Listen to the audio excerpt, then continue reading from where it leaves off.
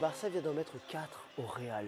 Oui, le Real humilié par le club catalan 4-0. Il y avait 0-0 à la mi-temps. Vous venez d'assister à l'un des classicos qui marquera peut-être l'histoire moderne de ce foot espagnol. Fousseni, ce qui s'est passé, c'est incroyable. C'est incroyable. C'est vrai qu'il y avait des signaux quand même avant ce match. On savait que dans les dynamiques, le Barça avait un temps d'avance sur le Real, qui est un Real à réaction.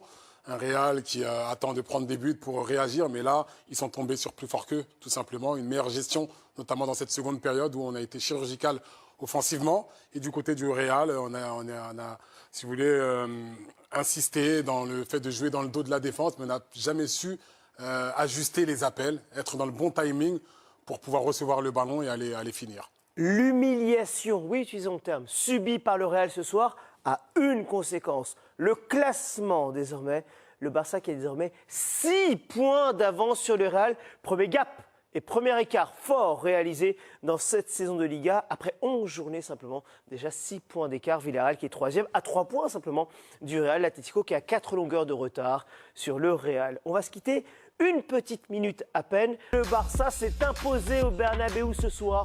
4-0. Les 4 buts, vous les reverrez dans quelques instants avec une conséquence, je le rappelle, au classement après 11 journées. Le club catalan qui a désormais 6 points d'avance sur le Real. Toujours en compagnie de Fousseni Diawara, Lilian Gatoun et Samuel Aubé que nous allons retrouver dans quelques instants au Bernabéu. D'abord ensemble, on va évidemment débriefer de manière complète et revoir les buts ensemble, Fousseni. Il y en a eu 4. Les 4 en seconde période, on insiste, il y avait 0-0 à la mi-temps au final, Fousseni. Et le Barça a accéléré tout d'un coup en seconde. Ouais, on n'imaginait pas ça, je pense, à la pause. Le Real était dominateur en termes d'occasion. Cette passe, elle est incroyable et Lewandowski n'est pas hors jeu. Ouais, les pleins axes, hein, c'est vrai qu'on avait identifié des faiblesses dans ce secteur. Cet axe qui a du mal parfois à bien se refermer. Et Lewandowski, qui a l'art du déplacement, encore une fois. Hein, il va se mettre hors du champ de vision de Militao. Et voilà, il n'y a pas la même coordination que du côté du Barça. On le voit dans cette défense où on n'est pas aligné et Lewandowski en profite. Et le sang-froid, surtout de l'attaquant polonais. On l'avait évoqué en avant-match, 12 buts marqués en 10 journées. Là, c'est son 13e but dans cette saison. Et il y en aura un 14e quelques minutes plus tard. Cette séquence, et là c'est le regard de défenseur dont j'ai besoin, Fousseni, plus que du but de Lewandowski. Bellingham, Rudiger, Militao, qui est fautif? Alors oui, déjà il a le temps, Baldé. Ça c'est pas normal, on doit être beaucoup plus proche de lui. Mais je pense que Rudiger doit couvrir Militao, je pense. Voilà, parce qu'il ne voit pas ce qui se passe dans son dos. C'est Militao. Hein. Et absolument, et Lewandowski a l'intelligence de se mettre entre les deux, mais je pense que Rudiger doit être beaucoup plus proche pour couvrir Militao. Les prises de ballon, on a vu, Lewandowski a légèrement touché le ballon de la tête pour décaler Rafinha. Et après, Yamal, pied droit. Il n'avait jamais été décisif face au Real. C'est désormais chose faite. Ouais, il a été patient. Vous avez vu qu'il a eu quand même quelques opportunités. Il a tenté un lob de loin. Il est resté serein. Et voilà. Là, il a l'intelligence surtout de frapper pied droit parce que Mendy l'attend peut-être sur le pied gauche. Et non, il le prend à contre-pied. Il prend un petit peu tout le monde à contre-pied. Hein, même Lounine, hein, puisqu'il ne s'attendait pas à voir Lamine Yamal frapper pied droit. Et là, Vasquez, je crois qu'il ne sait pas ce qui se passe dans son dos en fait. Ouais, il ne sait pas ce qui se passe dans son dos, mais Vasquez, encore une fois, c'est le gros problème lorsqu'il joue arrière droit. Il n'a pas les vrais réflexes. C'est un défenseur. On rappelle, à la base, c'est un attaquant. Hein. Absolument, on l'a vu notamment. Il est beaucoup trop loin de Baldé. Et là, dans la couverture, dans l'alignement, c'est toujours aléatoire, malheureusement. Et après, il est battu aussi dans la vitesse. Hein, Rafinha qui va beaucoup plus vite. Par contre, cette finition, elle est incroyable. Qui va beaucoup plus vite, on le rappelle, à la 85e minute. C'est aussi ça qui est phénoménal avec Rafinha qui avait été auteur d'un triplé. On se souvient, la semaine passée, c'était au milieu de semaine, c'était face au Bayern lors de la victoire 4-1. Autre séquence, avant de retrouver dans un instant Samuel et Lilian. Juste, il y a eu 4-0, mais il aurait pu y avoir 5 ou 6-0. Lewandowski, c'est de rater. Fousseni, même vous le marqueriez maintenant, j'ai envie de dire. Je ne sais pas, mais en tout cas, Lewandowski, on sait qu'il est chirurgical devant le but, même si lui se met à louper ce genre d'occasion. Heureusement, bien évidemment qu'il y avait 2-0, il aurait pu bien sûr aggraver le score un petit peu plus tôt dans ce match. Ça peut arriver de temps en temps, on ne va pas lui en vouloir. Effectivement, il en marquera encore des buts, c'est le Pichichi pour le moment. Donc voilà, c'est magnifique. C'est vrai que de le voir effectivement Lewandowski rater ce genre de choses, on se dit que c'est incroyable. On a vu effectivement Kylian Mbappé, on va évoquer Kylian Mbappé dans quelques instants. Ne vous inquiétez pas, avant ça, on va retrouver Lilian et Samuel. Messieurs, vous avez eu la chance d'assister à l'un des classicos qui marquera la saison, c'est certain, et qui marquera sans doute l'histoire récente de ces classicos. Lilian, Sam, cette équipe du Barça, surtout en seconde période, on a eu des opportunités, même en première d'ailleurs, une équipe du Barça qui au final ne démérite pas et mérite justement cette victoire, messieurs.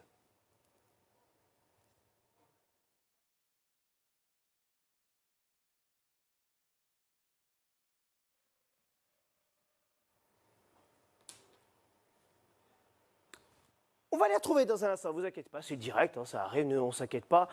Fousseni, en tout cas, on peut en discuter, nous, en retrouvant Lilian et Sam dans un instant. C'est vrai qu'on insiste vraiment, le Barça mérite, on va revoir ses opportunités, notamment dans cette rencontre du Barça. Ouais, on sait que dans ce genre de match, lorsqu'on a des opportunités, il faut savoir les mettre au fond, les concrétiser. C'est ce qu'ils ont réussi à faire. Ils se sont appuyés sur Robert Lewandowski sur les 2 premiers buts. Il aurait pu marquer un 3e de suite.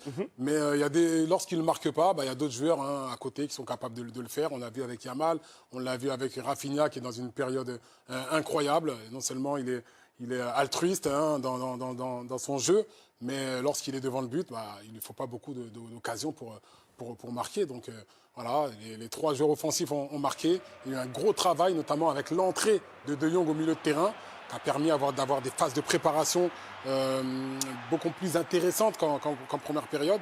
Et ensuite, dans cette zone de déséquilibre, il y a tellement de qualité. Fousseni, quand ça passe, ça donne ce qu'on a vu ce soir. On va insister notamment sur cette utilisation de Robert Lewandowski. C'est peut-être pas le joueur le plus rapide du monde, mais il a une qualité, c'est d'être un tueur dans la surface et aussi de travailler pour ses partenaires. Ce qui fait que quand vous avez Rafinha et Yamal autour de vous, ça donne 3 dangers réels. Oui, un attaquant complet n'est pas qu'un buteur. C'est un attaquant qui doit avoir une palette plus large. Il doit avoir un jeu sans ballon, bien sûr, qui permet au collectif de se sublimer. Et Lewandowski, lorsqu'il décroche, il ouvre des espaces. Non seulement pour Lamine Yamal, on l'a vu en première période avec cette déviation où Yamal se retrouve face au but, mais aussi pour Rafinha. Donc il y a de la complémentarité dans les courses. Il y a exactement ce qu'on dit depuis le début, énormément de discipline, énormément d'altruisme entre tous ces joueurs. Ils se trouvent les yeux fermés. Donc c'est le travail de Xavi qui est bonifié aujourd'hui par Hansi Flick. On va évoquer, on le rappelle, le Real aussi parce qu'il y a eu des choses ratées. On va évoquer Kylian Mbappé et pas que dans un instant. Juste ce 4e but que l'on a vu du Barça, on regardait encore une fois ce match ensemble également avec la rédaction en chef Romarno. Et vous nous disiez cette transition, cette capacité d'aller très vite devant. On va le revoir à travers une palette réalisée par nos camarades de la Liga. Ça va tellement vite. Oui, pas besoin de faire du tiki-taka, de passer de manière outrageusement. Ben non. On balance. Ouais, on balance. Ouais, quand l'adversaire décide d'envahir le camp adverse, on peut utiliser le jeu long pour sortir de la ligne de pression. Et voilà, on essaie d'exploiter justement cette profondeur par le jeu long. Inigo Martinez, qui est passeur décisif, ça non plus, on n'attendait pas ici. Non seulement il a été il s'est comporté comme un patron derrière, mais il s'autorise aussi parfois, ce genre de passe qui permet aussi à l'équipe de marquer. Si vous nous rejoignez, on le rappelle, le Barça s'est imposé 4-0 sur la pelouse du Real. Oui, c'est impressionnant même de le dire comme cela. 4-0 alors qu'il y avait 0-0 à la mi-temps. Alors que Kylian Mbappé, il en a eu des opportunités. On se pose sur le cas Real désormais, en évoquant d'ailleurs, et d'abord l'ancien Parisien, c'était son premier classico, on en attendait beaucoup. Il a eu des opportunités, mais il était soit hors jeu, soit à côté, les opportunités arrêtées. Votre regard sur le match de Kylian Mbappé, Foussé?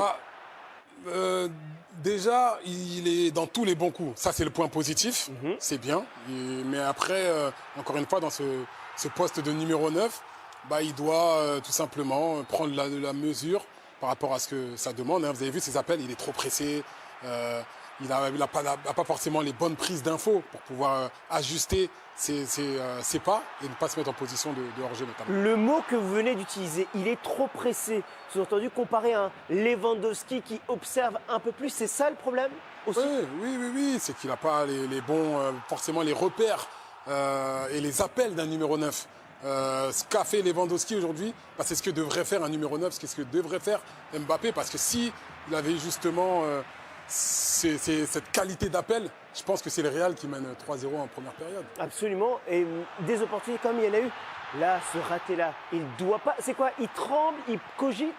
On va dire qu'Inaki Peña sort vite, il vient réduire l'angle, mais c'est vrai que faut utiliser le bon geste, la balle piquée. Là, sur cette frappe, encore une fois, c'est beaucoup trop proche du gardien. Donc il y a du déchet dans la finition, ce qu'on ne voyait pas de Kylian Mbappé qui, dans ces situations-là, était chirurgical. On l'a vu en finale de Coupe du Monde, par exemple, contre l'Argentine. Bien sûr. Ces opportunités-là finissaient Bien au sûr. fond des filets. Donc voilà, il doit travailler, il doit continuer. Est-ce qu'il va avoir le temps? Peut-être, sûrement, mais on ne va pas lui pardonner ce genre d'échec, notamment face au Barça où tout le monde l'attend. Au final, c'est 0 but avec autant d'occasions, ça fait tâche quand même. Juste Fousseni, on connaît la presse espagnole, comment elle peut être dure, sévère, sanglante même. Ils ne vont pas l'épargner, on est d'accord. Ils ne vont pas l'épargner, ils vont lui tomber dessus tout simplement. C'est ça l'exigence d'un grand club comme le Real. Il doit se mettre au niveau tout simplement. Hein. Alors même si on peut dire que Vinicius n'a pas forcément été brillant ce soir, c'est tous ces joueurs qui doivent être à hauteur de ce genre de rendez-vous. Et Mbappé, c'est son premier classico. Il a marqué avec le PSG hein, contre le Barça. Mais là, c'est pareil. C'est pas pareil. Il change de dimension et il doit forcément être décisif dans ce genre de match. Juste, on a intitulé cette séquence Mbappé hors-jeu. On est très sévère. On ne parle pas que des hors-jeux, vous l'aurez compris, mais le fait qu'il a été hors de la rencontre, en quelque sorte. Mais il y a eu des opportunités quand même pour le Real. Je pense à Vinicius aussi qui s'est loupé en première période. Donc, pointer du doigt de Mbappé, ce serait injuste. Il y en a eu d'autres aussi qui se sont loupés ce soir. Ouais, soit ils ont été hors jeu, ou soit ils se sont retrouvés dans des positions favorables pour marquer. Et lorsque ça a été le cas, soit ils sont tombés sur un grand gardien, ou soit ils ont eu du déchet tout simplement dans la finition. Vous avez vu là, on dit qu'il y a de la précipitation. Quand je revois l'action, je dis c'est le geste qu'il fallait faire, mais c'est très difficile à réaliser. Il l'a fait en Ligue des Nations avec la France. Il avait à l'époque une autre dynamique. Et là, quand il y a un petit peu de doute dans son jeu, forcément, on est un petit peu moins précis. Juste Vinicius, il y a peut-être ce lundi un petit truc qui va remporter, qui va soulever. Je parle évidemment du Ballon d'Or, vous l'aurez compris. Quand même perdre 4-0, un classico, juste avant de soulever potentiellement le Ballon d'Or, ça fait mal quand même. Forcément, ça aurait été bien de se présenter à Paris pour recevoir le Ballon d'Or avec une victoire dans le classico, en ayant marqué, qui plus est, ça aurait été quelque chose de plus pour lui. Mais voilà, il est jugé sur la saison dernière. On sait qu'il a été stratosphérique. Et puis reproduire ce qu'il a fait cette semaine en Champions dans ce classico, il faut dire que c'est quand même très compliqué. Juste un mot rapide pour nos fans madrilènes, pour les matchs à venir, parce qu'on se pose des questions. On se posait déjà des questions, Fousseni, sur cette équipe. On le rappelle, Rodrigo n'était pas là aussi, puisqu'on évoquait souvent ce trio offensif avec Bellingham juste derrière eux. Sans Rodrigo, on se disait, on revient au système d'avant. Oui, mais ça n'a pas fonctionné. On fait quoi? C'est un peu la problématique lorsqu'on utilise un système. Les joueurs ont des repères, des automatismes. Ils sont dans une dynamique. C'est vrai que c'est des grands joueurs. C'est vrai qu'ils ont une culture tactique hors du commun, mais ils doivent se réadapter à un nouveau système. Mais là, cette fois-ci, c'est avec un nouveau joueur. C'est avec Mbappé, donc c'est... On repart à zéro, en fait, c'est ça? Je dis pas qu'on repart à zéro, mais on a moins de certitude. Si on ajoute le fait que Carvajal ne soit pas là. Bien sûr. Il y a aussi... Et Courtois n'était pas là aussi ce soir. Aussi. Exactement, mais il y a la dimension émotionnelle dans ce match. On perd, on est mené. Ancelotti qui déséquilibre son équipe totalement en sortant quand même Camavinga, Tchouaméni. Donc il prend des risques, il met des joueurs avec des profils différents comme Modric. Donc voilà, j'ai l'impression qu'il a tout déstabilisé parce que ça peut passer contre des équipes comme Dortmund, comme on peut citer n'importe quelle équipe en Europe. Mais avec ce Barça, le Barça du moment, on a la preuve que ça ne passe pas. C'est peut-être la meilleure équipe d'Europe, comme le disait Samuel Lobé au commentaire. Et vous êtes d'accord sur ça? Mais je suis complètement d'accord. Parce que je le disais jeudi dans les grandes bouches. Moi, je défendais justement cette dynamique du Barça. J'ai appuyé sur le fait que le Barça est favori dans ce match-là. C'est pas pour me jeter des fleurs, loin de là, je suis pas comme ça, mais j'ai envie de dire, par rapport à ce que je voyais du Real et ce que je voyais du Barça, pour moi, le Barça avait vraiment un temps d'avance sur cette rencontre. Et le Barça a peut-être un gardien d'avenir aussi. Iñaki Peña, il n'a pas forcément eu un travail stratosphérique à faire, mais ce qu'il a dû faire, il l'a très bien fait ce soir. Absolument, on a vu ses limites cette saison contre Osasuna. Ils avaient perdu 4-2, c'était un naufrage collectif. Donc c'est vrai qu'on aurait pu le pointer du doigt ce jour-là, mais on est patient avec lui. Il a eu du crédit parce qu'il a fait des bons matchs. On l'a reconduit malgré la venue de Chesney. Et pour lui, moi je pense qu'il doit considérer ce match comme un match référence, tout simplement. Il y a cet arrêt pour moi qui est stratosphérique. On va le voir. Alors même s'il y a une position de hors-jeu après, mais il fait le bon geste. Il va mettre la main est ferme, il rassure. Il a surtout bien géré la profondeur. C'est ce que j'ai aimé en seconde période. Il est sorti et là, voilà, le face-à-face, il le gagne. Donc l'adversaire sait aussi qu'aujourd'hui, au Barça, même si Ter Stegen n'est pas là, Iñaki Peña est un grand gardien sur lequel on peut compter. Oui, et on le voit, même son attitude aussi est intéressante aussi, Fousseni. J'ai envie de dire, dans les face-à-face, l'attitude du gardien est très importante. On a le temps d'arriver face à lui, on a le temps de se poser des dizaines de questions. Et lorsqu'on lève la tête et qu'on voit qu'un gardien n'a pas plongé, ne s'est pas couché au sol prématurément, bah, on doute un petit peu. Et j'ai l'impression que c'est ce qui s'est passé avec Vinicius. C'est aussi ce qui s'est passé avec Mbappé. Et si ces joueurs-là ont échoué devant le but aujourd'hui, bah, je pense que Inaki Peña y est pour beaucoup. Ouais, effectivement. En tout cas, il démontre quelque chose. Et tiens, on a retrouvé Lilian et Samuel. Samuel, on a évoqué beaucoup de choses. Il y a un homme, et c'est cet homme-là qu'on évoque en toute fin de débrief de cette rencontre et de cette claque humiliation subie par le Real, Monsieur Iñaki Peña. Il était aussi attendu ce soir. C'est son premier grand test en championnat après un test réussi en milieu de semaine en Ligue des Champions. Test réussi justement pour le gardien Samuel. Oui, mais l'an dernier, quand il avait eu à jouer, il y a 2 ans, il avait fait du moins bon sur la fin. Ce qui avait mis des doutes pour reprendre la succession cette année de Ter Stegen. Je pense qu'Hansi Flick l'a très très bien géré. C'est-à-dire que quand on a vu arriver Szczesny, on s'est dit de suite, Szczesny va se remettre dedans, va jouer. Mais Hansi Flick a dit non, j'ai déjà un bon gardien. Il a rassuré ses défenseurs, ça lui a donné de la confiance en lui. Et c'est ce que l'on a vu rejaillir aujourd'hui. Donc, tout ce qu'on peut espérer, c'est qu'il continue sur cette lancée en étant titillé un peu par Szczesny qui est là à vouloir gagner sa place. Et que ce soit un gardien qui prenne une autre dimension, Iñaki Peña. Messieurs, je me permets une question puisque vous avez eu la chance de voir cette rencontre, de voir un moment qui va compter une nouvelle fois pour cette saison. Est-ce que ce Barça qui a été si impressionnant face au Bayern, aujourd'hui de nouveau si impressionnant face au Real, le Barça a une ligne droite en fait vers le titre? Je m'emballe, on est à la 11e journée, il n'y a que 6 points d'avance, d'accord. Mais messieurs, ce Barça-là démontre quelque chose d'absolument phénoménal quand même, messieurs. Alors oui, sur l'idée, sur les plans de jeu, sur la dynamique actuelle, c'est sûr que les débuts sont tonitruants pour Hans-Dieter Flick. Ça, il n'y a pas de problème. Maintenant, une saison, elle est longue, d'autant plus celle-là, avec le mondial des clubs éventuellement à la fin de la saison, elle sera encore plus longue que les autres.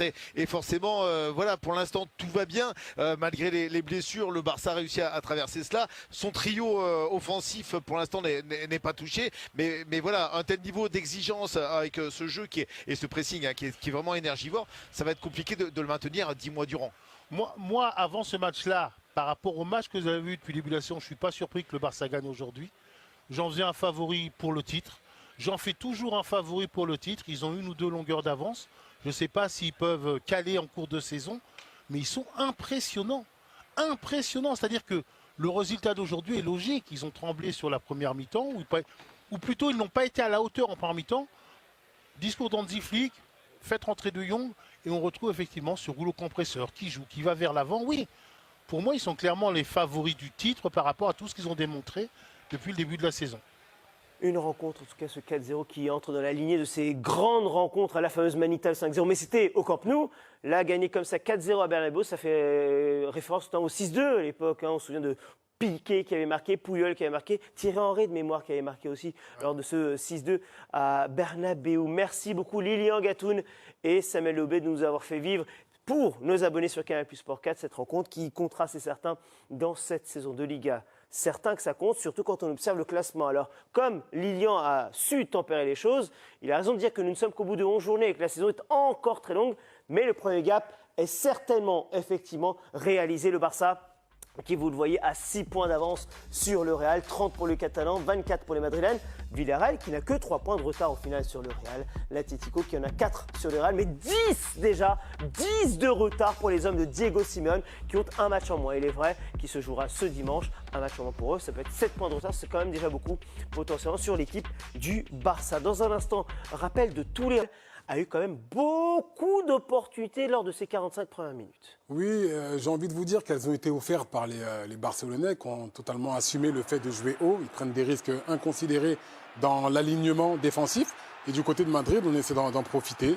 Là, c'est vrai que c'est sur une mauvaise relance ou une mauvaise interception. Il s'est vraiment loupé là, Mbappé, ou il y a un peu de précipitation. Il doit essayer d'évaluer un petit peu la distance pour se dire, allez, je lobe ou je lobe pas. S'il la met au fond, on est tous là à applaudir. Bien sûr. Donc il a eu le mérite de tenter. Là, il soupe Vinicius, non? Ouais, je pense qu'il doit aller côté ouvert. Parce qu'il a plus de place et il peut mettre de la puissance pour que, justement, il n'a pas se brûler les ailes. Alors, je vais vous poser une question. Est-ce que le Barça peut justement se réajuster face à ce Real-là qui monte en confiance, peut-être, non? C'est un choix tactique à faire, tout simplement. En jouant comme ça, ils se disent on va essayer de récupérer le ballon plus haut. Le ballon n'est pas récupéré plus haut, donc on doit essayer de reculer, de reformer un bloc, de ne pas laisser autant d'espace à deux joueurs, encore une fois, qui adorent prendre les espaces. Et même Camavinga s'y met, il fait une grosse première période dans Camavinga dans la récupération, mais il n'a pas hésité à se projeter.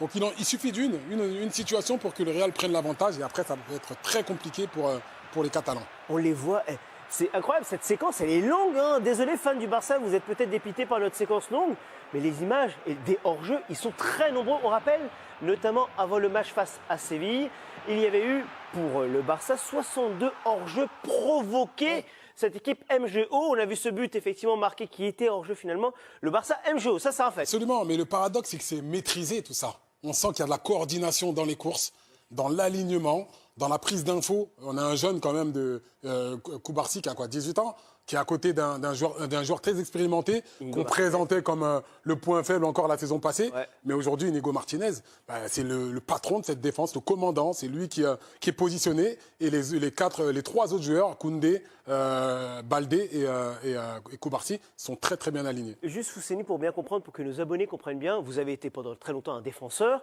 latéral et aussi central. Être hors-jeu ou travailler le hors-jeu, ça se travaille justement. Absolument, ça nécessite énormément de communication, mais aussi de prise d'information et surtout de la coordination. Voilà. Donc ça se travaille à l'entraînement. Je pense qu'Hansi Flick a demandé justement à ses joueurs de jouer de cette manière-là, sinon ils ne l'auraient pas fait.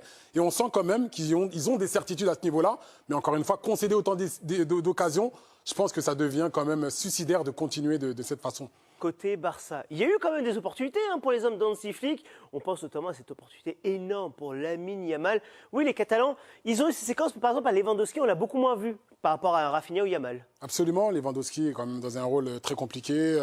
En attaque placée, il y a beaucoup moins d'espace que du côté du Real. Donc il doit jouer en remise. Il doit, voilà, en là, c'est incroyable. C'est incroyable parce qu'on vous parlait de la coordination défensive. Mais devant aussi, il y a des automatismes. Yamal sait pertinemment que Lewandowski va la mettre en une touche, il va viser une zone. Vous avez vu là, encore une fois, le décrochage, ça aspire un défenseur, en l'occurrence Militao. Et derrière, ça ouvre des espaces pour Rafinha, pour Yamal. On a Pedri qui peut se positionner plus haut également, et Fermin. Donc on doit essayer d'appuyer un petit peu plus autour de Lewandowski, se déplacer un petit peu plus judicieusement pour pouvoir trouver des solutions dans cette défense du Real, qui a montré au final très peu de fébrilité dans cette première période. Et là, ce geste, Rafinha, on voit, il a l'intelligence de ne pas frapper. Il veut remettre à ses partenaires dans l'axe. Ouais, absolument. Il y a, comme on le disait, de la coordination. Il y a une volonté de s'affirmer collectivement. On essaye de donner le ballon au joueur qui est mieux placé. On a vu Rafinha utiliser justement l'appel de son partenaire pour frapper. Et la seconde fois, il a plutôt opté pour une transmission. Donc voilà, cet esprit collectif règne en maître pour le Barça. Juste une image en direct du Barça. On voulait vous mettre sur ce jeune gamin. Il a fait un arrêt. Alors vous allez me dire, il est hors jeu, mais l'arrêt est quand même tout aussi extraordinaire. L'arrêt est fantastique parce que voilà, encore une fois, il y a des joueurs de grande qualité en face, des buteurs, des joueurs qui peuvent se montrer très précis devant le but. Mais là, vous avez vu, c'est à bout portant, ça va très vite. Il n'a pas le temps de réfléchir. Il va mettre la main opposée en opposition pour sortir ce ballon. Et là, on ne peut pas dire que le Real n'a pas joué le coup à la fin. Eux, ils pensent qu'ils ne sont pas hors jeu. Eux, ils ont vraiment joué le coup. Absolument. Et il y croit jusqu'au bout, Inaki Peña. Mais on a aussi vu des situations où les joueurs du Real se retrouvent devant le but. On va dire, ils tergiversent un petit peu. Peut-être qu'Inaki Peña arrive à intimider ses adversaires. Même si c'est un gardien qui a peu d'expérience. Il a des certitudes. Son attitude corporelle parle beaucoup pour lui en ce moment. Tiens, autre image, elle est en direct, vous la voyez dans notre écran. Monsieur Frenkie de Jong qui va entrer au milieu de terrain. Oui, Lilian Gatoun, Samuel Lobé, on doit mieux... C'est un Real qui n'a jamais pu trouver la solution et qui est tombé plus d'une dizaine de fois en hors-jeu. Avec cette victoire, le Barça prend 6 points d'avance sur le Real et termine une semaine de rêve après son autre victoire en Ligue des Champions contre le Bayern. C'est Marc Casado, dont les joueurs, au début de la saison, vous auraient dit que ce serait des titulaires au Classico, on vous aurait penseur madrilène. Il décale sur la droite pour permettre à Lamine Yamal de trouver la profondeur, qui tire et envoie un missile sous la transversale. Le long ballon du défenseur central face à